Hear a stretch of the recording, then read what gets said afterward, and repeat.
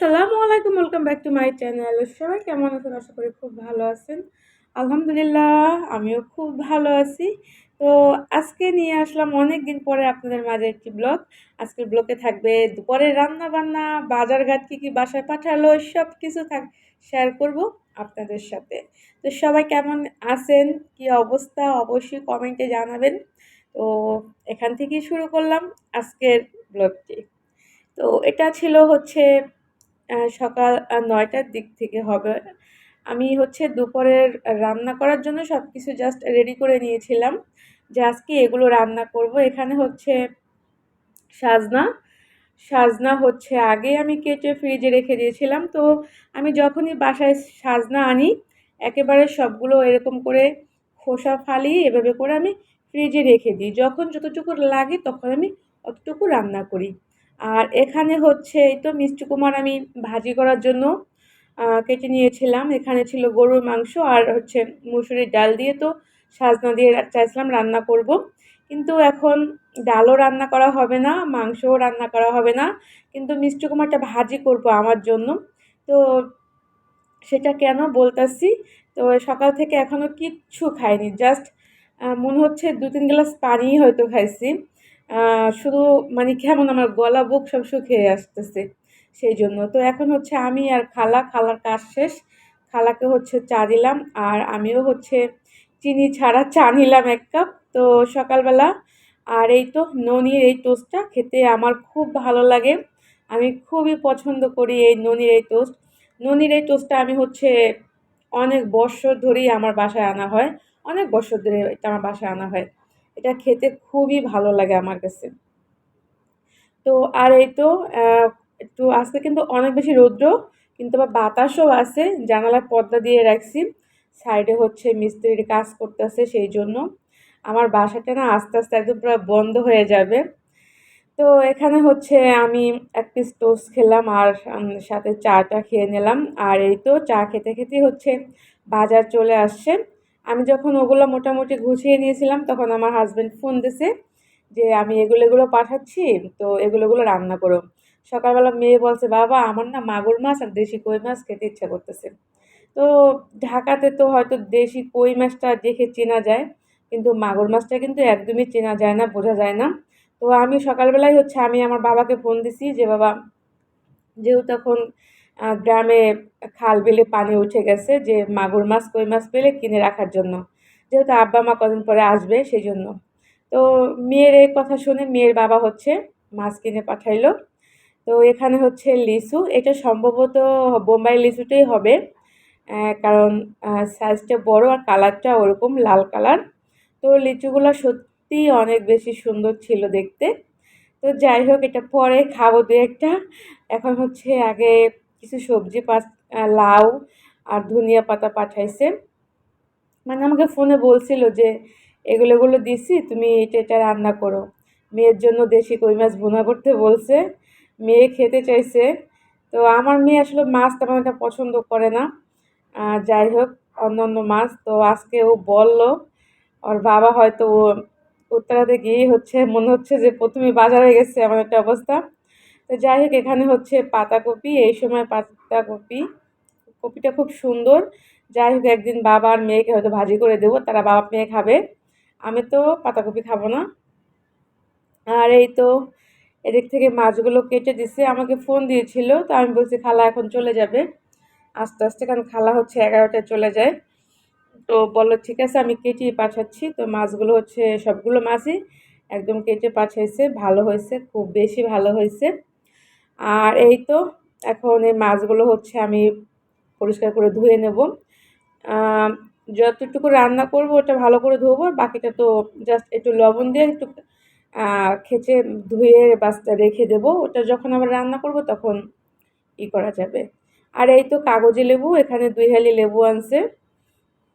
আগের কিছু লেবু হচ্ছে এখনো আছে। তো এই তো এখন এগুলো বাজারগুলো এখানে থাক। আমি হচ্ছে আগে মাছগুলো পরিষ্কার করে নিই। তো এই তো বন্ধুরা মাছগুলো হচ্ছে জাস্ট একবার লবণ দিয়ে একটু ভেজে নিছি। এবার এরকম করে আমি রেখে দিই। আর যতটুকু রান্না করব ওটা তো অবশ্যই ভালো করে ধুবো। আর এখানে কই মাছের সাইজটা দেখুন। মাশাআল্লাহ খুব বড় সাইজের কই মাছ আর একদম অরিজিনাল দেশি কই। শিং মাছগুলো দেশি, প্রতিটা মাছে হচ্ছে ডিম হয়েছিল। তো যাই হোক এখানে শোল মাছটা রেখে দেব, মাছের পিসগুলো জাস্ট আমি হচ্ছে ২টা মাথা আর ১ টুকরো মাছ আর লেজা দিয়ে হচ্ছে লাউ রান্না করবো একটু। আর এই তো দেখুন কতগুলো হচ্ছে ডিম হয়েছে মাছের। তো এখন এগুলো হচ্ছে রেডি করে আগে রেখে দিই, তারপরে রান্না বান্না করব। তো বন্ধুরা সেই ছোট্ট কথাটাই বলে দিচ্ছি, যারা আমার চ্যানেলটাকে দেখেন এখনও আমার চ্যানেলটাকে সাবস্ক্রাইব করেননি, প্লিজ আমার চ্যানেলটাকে সাবস্ক্রাইব করে দেবেন। আসলে আমি না এখন খুব জোর জবরদস্তি কাজ করতেছি। আমার মেয়ে বলতেছে, মা তুমি কাজ করা ছেড়ে দাও, এত কষ্ট করে ভিডিও তৈরি করো, কিন্তু ভালো তো কিছুই হচ্ছে না। তো আর করো না, এত কষ্ট করো না। যে এমনিতে তো যেহেতু বেশিরভাগ সময় আমি অসুস্থ থাকি, সেটা তো মেয়ে দেখে। তারপরেও কিন্তু আমি অনেক কষ্ট করে একটা ভিডিও তৈরি করি। তো যাই হোক আমার মেয়ে শুধু বলতেছে এগুলো ছেড়ে দাও, আমার হাজব্যান্ডও বলতেছে যে তুমি এগুলো করো না, এগুলা করতে যেহেতু অনেক কষ্টের সময়ের ব্যাপার, এগুলো করার দরকার নেই। আর ইদানিং হচ্ছে যে আমার একটু মনটাও না খুব খারাপ হয় যখন একটা মানুষে জিজ্ঞাসা করে, আমি ভালো কিছু বলতে পারি না সেই জন্য। তো সব কিছু মিলিয়ে মনটা খুব এজন্য খারাপও লাগে মাঝে, মাঝে। তো যাই হোক যারা আমার ভালোবাসার ভিউয়ার্সগুলো আছেন, যারা আমার ভিডিওগুলো দেখেন, তারা একটু সবাই বেশি, বেশি করে শেয়ার করে দেবেন। আর যারা এখনও সাবস্ক্রাইব করেননি অবশ্যই সাবস্ক্রাইব করে দেবেন। এক আপু আমাকে খুব সুন্দর কয়েকটা কমেন্ট করছে, এক ভাইয়া কমেন্ট করছে। সত্যি কমেন্টগুলো দেখে আমার অনেক বেশি ভালো লাগে। থ্যাংক ইউ যারা এত সুন্দর কমেন্টগুলো করার জন্য। আর এই তো দুপুরে রান্না-বান্না দেখতেই পারতেছেন। সবকিছু কেটে ধুয়ে পরিষ্কার করে নিয়েছি। এবার হচ্ছে আগে মাছটা একটু হালকা করে ভাজি করব। কই মাছটা একটু হালকা ভেজে নেব আমি। তো আমি কিন্তু ইদানিং সয়াবিন তেল খাচ্ছি।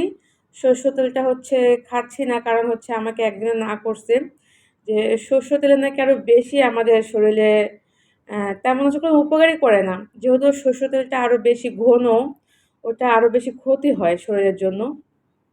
তো আ সেজন্য আসলে আমি এখন কয়েকদিন ধরে সয়াবিন তেলই খাইতেছি। তো যাই হোক এবার হচ্ছে মাছটা তো ভাজা বসিয়ে দিলাম। এবার একটু বারান্দায় যাচ্ছি, আমার বারান্দায় একটু হচ্ছে আ কারি পাতা আনার জন্য। তো আমি তো বলেছিলাম যে আমি বাসায় একটা লেবু গাছ আর হচ্ছে একটা আ কা কারি পাতা গাছ এনেছিলাম। তো গাছটা অবশেষে আমি এখানে সেট করে নিছি। মানে এটা বালতিতে আমি এটাকে লাগাইছি। আর এখানে এই তো আমার এই গাছগুলো নষ্ট হয়ে যাচ্ছে আসলে। ছোট বারান্দা তো তেমন একটা ভালো আসলে হতে চায় না। তারপর চেষ্টা করি। ভালো লাগে আসলে। এই যে তো গাছটা মাশাআল্লাহ সুন্দরই হইতাছে। অ্যা ইনশাআল্লাহ আশা করি হয়তো গাছটা হবে। তো এখান থেকে আমি একটু পাতা নিয়ে যাব। আমার কাছে খুব ভালো লাগে এই কারি পাতা দিয়ে ভাজি করলে বা ডাল বাগার দিলে আমার কাছে অনেক বেশি ভালো লাগে। আসলে আমি আমাকে অনেকে প্রশ্ন করে সরাসরি যে, "আপনার রান্না-বান্না কেমন যেন একটু অন্য রকমের।" আমি কি কিরকম? আসলে আমরা নরমালি যেভাবে রান্না করি আপনি সেভাবে রান্না করেন না। আপনি একটু ভিন্ন রকমের রান্না করেন।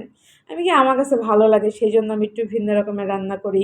যেমন অনেক ভাজিতে আমি হলুদ খাই না, পেস্ট ব্যবহার করি না। একদম সিম্পল ভাবে জাস্ট ভাজি করি। ওইজন্য আসলে বলে। তো যাই হোক এখানে এই যে দেখুন আমার হাসব্যান্ড আমার জন্য কি কিনে নিয়ে আনছে ২ টা বড় বক্স, অনেক বড় সাইজের বক্স।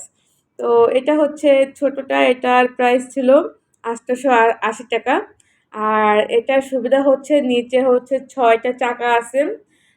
মানে এদিক থেকে ওদিকে মানে একদম ইজিলি ভাবে এটাকে ঠেলে নেওয়া যাবে। আর এটা হচ্ছে বড় সাইজ। এটা হচ্ছে ৳১২২০ সম্ভবত। হ্যাঁ, ৳১২২০। তো এটার সাইজটাও কিন্তু অনেক বড়। এখানে দেখা যায় এক্সট্রা আমাদের যে শুকনা যে বাজারগুলো ওগুলো ইচ্ছা করলে আমরা রাখতে পারি। বাচ্চাদের খেলনা রাখতে পারি, কাপড়-চোপড়, ফাইল। এখানে কিন্তু অবশ্য একটা ছবি দেওয়াই আছে দেখতে পারতেছেন। তো এটা আমি কেন এনেছি? তো আমার হাসব্যান্ডটা কিন্তু আমাকে বলতেছে যে, "তুমি এই বক্সগুলো কি নিতে চাও? তোমার লাগবে?" আমি বললাম, "হ্যাঁ, অবশ্যই ভালোই তো হয়।" তো এটা চিন্তা করে বাসায় আনাইছি যে দেখা যায় অনেক এক্সট্রা কিছু কাপড় থাকে যে হয়তো বছরে একবার পরা হয় বা পরা হয় না।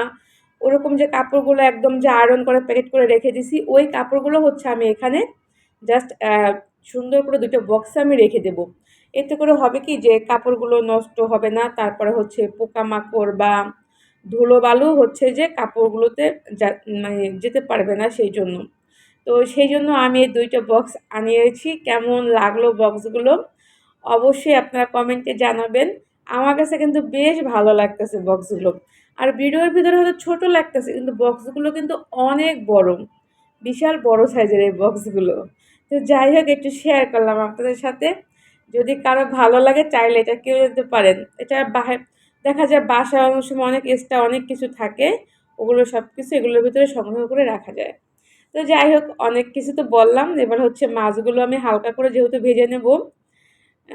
এক পিঠ হয়ে গেছে এবার মাছগুলো আমি একটু উল্টিয়ে দেব। আর আমার ভয়েসটা শুনতে একটু আনইজি ফিল হতে পারে। কারণ আমার একটু ঠান্ডা লেগে গেছে তো। কেমন যেন মানে কথাগুলো কের মানে মানে কেমন করতেছে। মানে আমার নিজের কাছে একটু শুনতে খুব আনইজি লাগতেছে। জানি না হয়তো ভয়েসটা কিরকম হবে।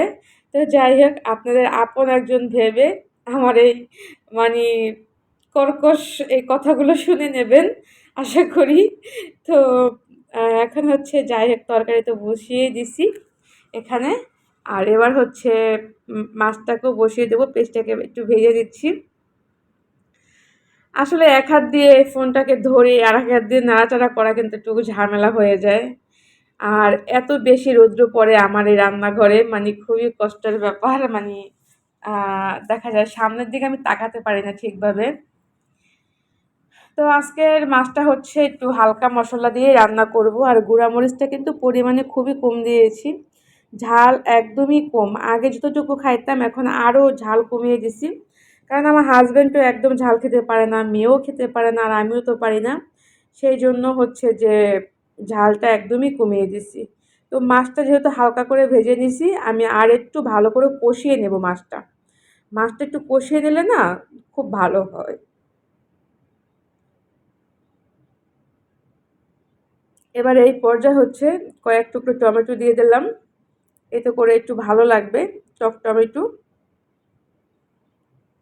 এই বছরটা না আসলে আমার কিভাবে যে গেল একটু টমেটোর সস তৈরি করলাম না, এক্সট্রা একটু টমেটো সংগ্রহ করে রাখলাম না। আম শেষ হয়ে যাচ্ছে কাঁচা আম, আমের কোনো আচারও এবার তৈরি করিনি। আসলে যেহেতু শরীরটা খুব খারাপ যাচ্ছে সেই জন্য আমি হচ্ছে মানে আজকে বাসায় এই ৪-৫ দিন পরে হচ্ছে মনে হয় যে বাসায় রান্না করতেছি। বাসায় রান্না তো করাই হয় না একদম। এই কয়দিন শরীরটা আরও বেশি খারাপ ছিল। আলহামদুলিল্লাহ কালকে দুপুরের পর থেকে শরীরটা একটু ভালো লাগতেছে। কালকে হচ্ছে একটু বাহিরেও গিয়েছিলাম আমার মেয়ের জন্য একটা নতুন টেবিল আনার জন্য। তো আমি যেরকম চাইছিলাম ওরকম হচ্ছে আমি পাইনি। সেই জন্য আমি ডিজাইন দিয়ে অর্ডার করে আসি। ওনারা আমাকে বানিয়ে ফোন দেবে। যখন বাসায় আনবো তখন আপনাদেরকে দেখাবো আমার মেয়ের নতুন পড়ার টেবিলটা কীরকম হলো। তো সেইটার জন্য কালকে বাহিরে গিয়েছিলাম। অবশ্য কোনো ভিডিও আমি তৈরি করিনি কালকে। আর এই তো আমি রান্না-বান্নার ফাঁকে একটু অন্যান্য কথাগুলো আসলে আপনাদের সাথে শেয়ার করতেছি। এতে করে না আমার খুব ভালো লাগে সত্যি কথা বলতে। মানুষ আছে না যে কালকে কি করলাম বা বাহিরে গিয়ে কি করলাম কারোর সাথে শেয়ার করে বলে। আমার তো ওরকম কেউ নাই কারোর সাথে শেয়ার করার জন্য। সেজন্য আমি আপনাদের সাথে সবকিছু শেয়ার করার চেষ্টা করি। তো যাই হোক এই তো মিষ্টি কুমারটা ভাজি করে নিলাম। আর এই মিষ্টি কুমারটা খেতে না এত বেশি ভালো হয়েছিল। মানে আরেকদিন হচ্ছে আমার বোন রান্না করে দিয়ে গিয়েছিল। মানে অসম্ভব মজার, খুব মিষ্টি এই কুমারটা। তো মেয়ের বাবা বলতেছে এটা এত চিনি দিয়ে কি রান্না করছে? আমি বলছি না মিষ্টি কুমারটা আসলে সত্যি অনেক বেশি মিষ্টি। তো যাই হোক তারপরে হচ্ছে মিষ্টি কুমার আমি হালকা একটু চিনি দিয়ে দিলাম। আর এই তো আজকে দুপুরে এই সুস্বাদু মজার রান্না করে ফেললাম। কেমন লাগলো অবশ্যই কমেন্টে জানাবেন। আর কেউ যদি চান আমার মতো এরকম ফলো করে রান্না করতে পারেন। আসলে কিন্তু খুব ভালো হয়। যেমন আমি এই ভাজিটা দেখুন একদমই নরমালি ভাজি করছি, পেঁয়াজ দিই নাই, অন্য কোনো কিছু ব্যবহার করিনি। জাস্ট একটু জিরা ফোড়ন দিয়ে, একটু শুকনো লঙ্কা, মরিচ দিয়ে হচ্ছে আমি এটাকে জাস্ট একটু কারি পাতা দিয়ে ভাজি করে নিয়েছি নুন দিয়ে।